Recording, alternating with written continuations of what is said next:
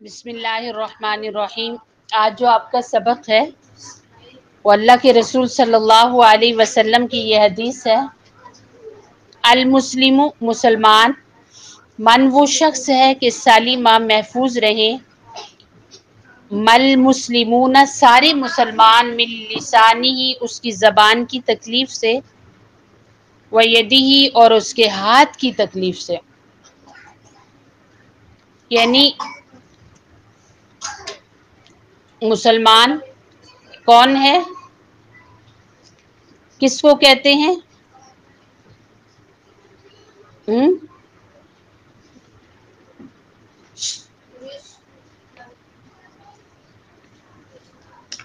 مسلمان کون ہے؟ جس سے سارے مسلمان محفوظ رہیں، کبھی وہ کسی کو زبان سے تکلیف نہ دے، ہاتھ سے تکلیف نہ دے۔ علماء کہتے ہیں کہ امام اعظم ابو حنیفہ رحمۃ اللہ تعالی علیہ نے 5,00,000 حدیثیں جمع کی، اور 5,00,000 حدیثوں میں سے امام اعظم ابو حنیفہ نے بہت ساری احادیث جمع کی، جن میں سے 5 احادیث کو انہوں نے منتخب کیا، اور ان میں سے تقریباً پہلی حدیث یہی ہے کہ مسلمان وہ ہے کہ دوسرے لوگ اس کے شر سے محفوظ رہیں، وہ کبھی کسی کو ہاتھ سے تکلیف نہ دے، کبھی کسی کو زبان سے تکلیف نہ دے، نہ زندوں کو دے، نہ مردوں کو دے، نہ انسانوں کو دے، نہ جانوروں کو دے۔ آپ دیکھو کہ سب سے پہلے زبان کا لفظ آیا ہے۔ علماء یہ کہتے ہیں کہ انسان کسی کو مار لے، وہ مار انسان کو بھول جاتی ہے، پر کوئی کسی کو کچھ کہے یہ بھولتا نہیں ہے۔ آپ کسی کو طنز کرتے ہیں، کسی کو اللہ معاف کرے گالیاں دیتے ہیں، کسی کو برا بھلا کہتے ہیں، کسی سے جھگڑا کرتے ہو، جھگڑے میں ایسی باتیں سناتے ہیں، تو بات انسان کو ہمیشہ یاد رہتی ہے۔ تو کبھی بھی کسی انسان کو ہاتھ سے تکلیف نہیں دینی چاہیے، اور زبان سے تکلیف نہیں دینی چاہیے۔ اگر آپ نے کسی کو ہاتھ سے تکلیف دی یا زبان سے دی، تو وہ اس وقت تک معاف نہیں ہوگی جب تک وہ بندہ معاف نہ کرے۔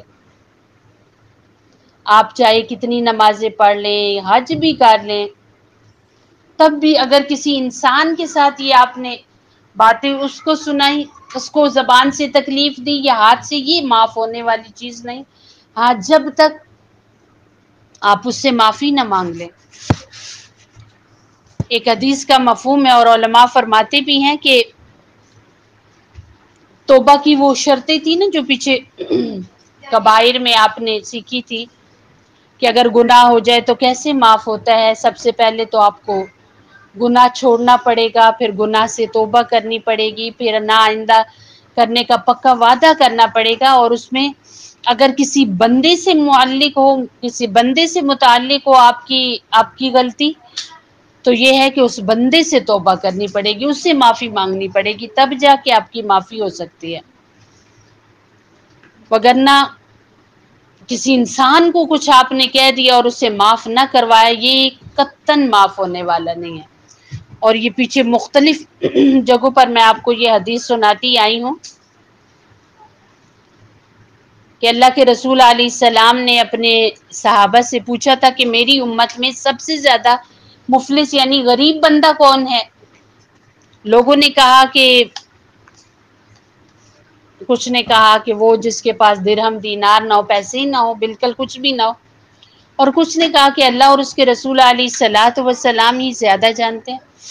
تو آپ نے فرمایا کہ میری امت میں سب سے زیادہ غریب وہ انسان ہے کہ جو اللہ رب العزت کے ہاں جائے گا تو وہاں 2 طرح کی جگہ پر پوچھ ہوگی۔ یعنی 2 جگہ پر آپ کو اپنا آپ چیک کروانا پڑے گا، آپ دنیا کی زندگی جو گزار کے آئے ہو اس میں کیا کر کے آئے ہو۔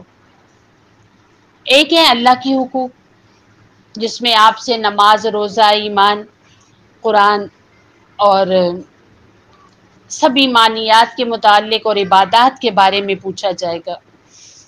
آپ نے پردہ کیا نہیں کیا، آپ نے نماز پڑھی نہیں پڑھی، آپ نے روزے رکھے نہیں رکھے، یہ سب پوچھو گے۔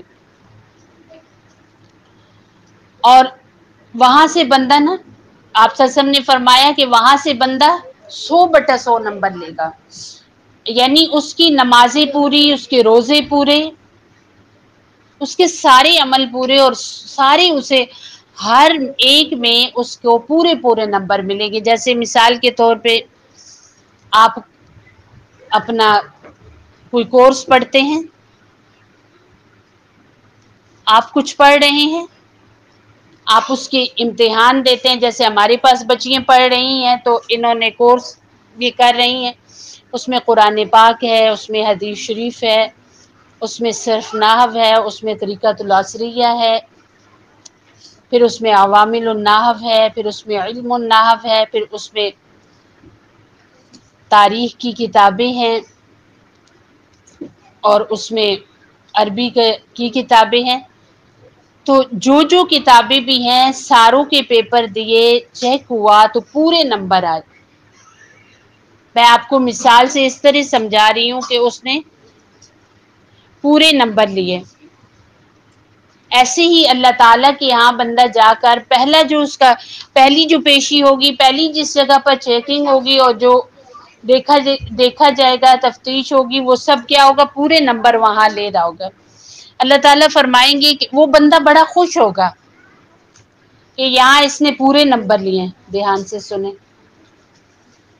پھر دوسری اللہ تعالیٰ کہیں گے کہ ہاں یہ میری عدالت ہے، یہاں سے تو آپ پورے نمبر لے رہے ہو، آپ کے تو عمرے پورے ہیں، حج پورے ہیں، آپ کے روزے پورے ہیں، آپ کی نمازیں پوری ہیں، آپ کا قرآن پڑھنا اور آپ کا سب تسبیحات سب کچھ پورا ہے۔ آپ جائیے وہاں ہمارے بندوں کے ساتھ آپ کا تعلق کیسا تھا، وہ آپ کی وہاں پر پوچھو گے۔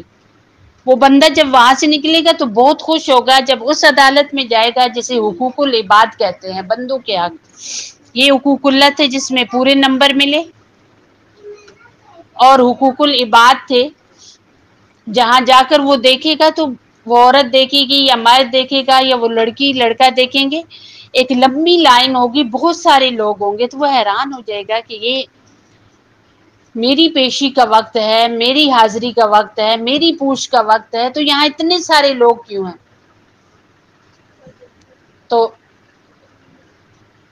پھر وہاں جب پیش ہوگا وہ بندہ تو آگے کوئی بڑھے گا تو کہے گا اس نے مجھے مارا تھا، تو اللہ تعالیٰ کہیں گے اس کے سارے نفل اٹھا کر اس کو دے دو جسے اس نے ایک تھپڑ مارا تھا۔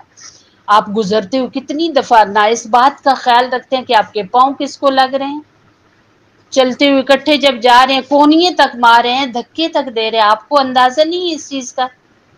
حدیث پاک میں آتا ہے نبی اکرم صلی اللہ علیہ وسلم نے فرمایا کہ 2 بکریاں آپس میں لڑ رہی تھی، ایک بکری اس کے سینگ تھے اور دوسرے کے سینگ ہی نہیں تھے، تو سینگوں والی بکری نے اس بکری کو مارا جس کے سینگ تھے، تو قیامت کے دن ان دونوں کو زندہ کیا جائے گا اور دونوں کو آپس میں اس بکری کو جس کی دنیا میں سینگ نہیں تھے اللہ تعالیٰ وہاں سینگ اسے عطا کریں گے اور کہیں گے اسے مارو، جتنا اس نے تمہیں مارا تھا اتنا اسے مار لو۔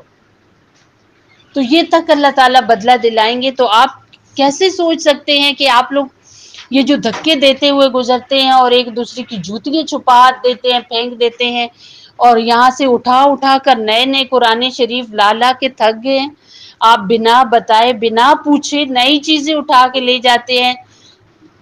اگر کوئی بچی نئے جوتے لے کے آج غائب ہو جاتے ہیں، کتنی بری بات ہے، کس چیز کا آپ سب حساب دیں گے؟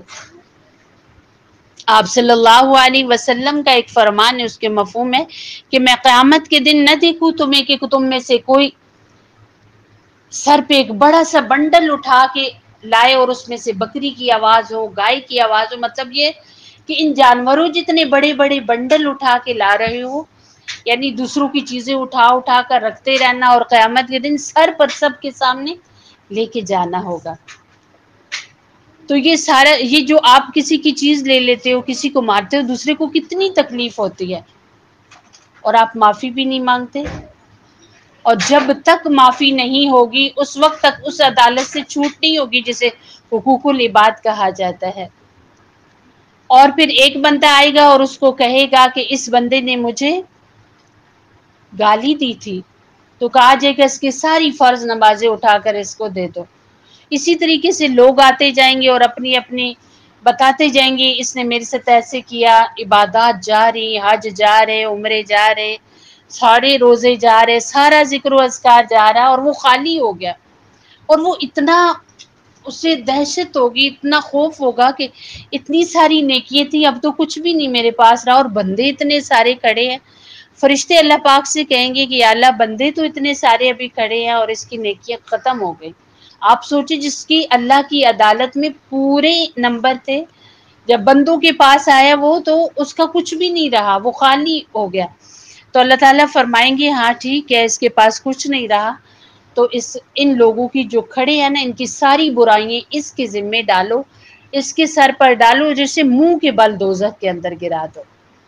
آپ سوچو کہ کسی کو تکلیف دینے کا کتنا بڑا وبال ہے، کتنا بڑا گناہ ہے، کتنی بڑی پکڑ ہے کہ ساری نیکیاں چلی گئی۔ اور مسلمان اسی کو کہا جاتا ہے، آپ سے میں نے پیچھے پڑھاتے ہوئے بتایا تھا مومن اور مسلمان کس کو کہتے ہیں۔ مسلمان وہ ہے جو اللہ کو مانتا ہے، اور مومن وہ ہے جو اللہ کی مانتا ہے۔ تو یہاں مسلمان کہا گیا ہے کہ کامل مسلمان وہ بندہ ہے، مکمل مسلمان وہ ہے کہ جس کی زبان اور ہاتھ سے دوسرے مسلمان محفوظ رہیں۔ اللہ رب العزت سے جڑنے کی کون سی دعا ہے؟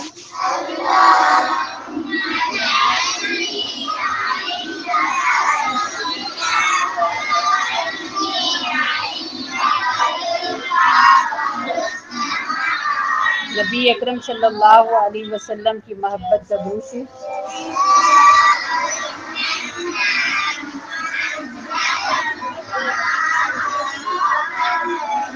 مسلمانوں پر بہت زیادہ مصیبتیں آ رہی ہیں، پریشانیاں آ رہی ہیں، اس کے لیے آپ لوگوں کو دعا ہم نے شروع کروائی ہے۔ انا للہ و انا الیہ راجعون۔ انا للہ و انا الیہ راجعون۔ چلتے پھرتے اس دعا کو آپ پڑھیں۔